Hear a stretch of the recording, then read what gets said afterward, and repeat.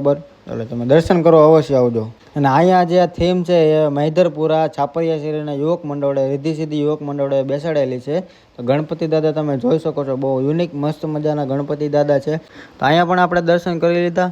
અને હવે જશું આપણે સુરતના નહીં પણ ગુજરાતના સૌથી મોંઘા ગણપતિ દાદાના દર્શન કરવા, કે તમે ક્યારેય જોયા પણ નહીં હોય. બરોબર છે, તો ચાલો હું તમને બતાવી દઉં છું, કેમ કે આખા સોના ચાંદીના છે.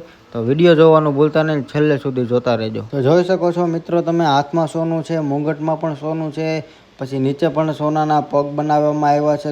પછી નીચે નાના ગણપતિ દાદા એ પણ આખા સોનાના છે. તો તમે જોઈ શકો છો કેટલું બધું ડાયમંડ ને સોનું લગાવવામાં આવ્યું છે. અને ગીરદી પણ તમે ભીડ જોઈ શકો છો, બહુ ઝાઝી બધી ભીડ છે. આગળ પણ બહુ ભીડ હતી. અમે તો ત્યાંથી ફટાફટ નીકળી ગયા અને હવે આપણે લાગી હતી ભૂખ, તો આપણે પણ ચટપટી થોડી ખાઈ લઈ. અને કાકાને કીધું છે કે ચટપટી બનાવી દો, એટલે થોડુંક પેટ પૂજા કરવી પડે ને, એટલું બધું રેખડા હોય તો પેટ પૂજા તો કરવી જ પડે ભાઈ.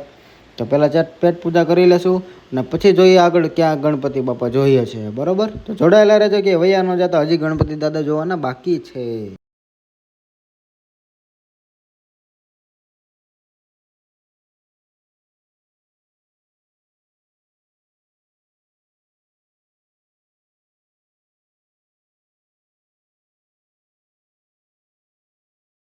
ત્યાર પછી જોઈએ આપણે એક મસ્ત મજાના યુનિક ગણપતિ, કે જેમાં નીચે બધા માતાજીના સ્વરૂપ દર્શાવવામાં આવ્યા છે. કયા કયા માતાજી આપણે હોય છે બધા. બરોબર, તો જોઈ શકો છો તમે, મસ્ત મજાના દર્શન કરી લો. ત્યાર પછી આપણે પહોંચી ગયા છીએ લેમનડીના રાજા ગણપતિ દાદાને જોવા. તો ત્યાં મસ્ત મજાની થીમ બેસાડવામાં આવી છે, કે રુદ્ર સ્વરૂપ દર્શાવવામાં આવ્યું છે ગણપતિ દાદાનું.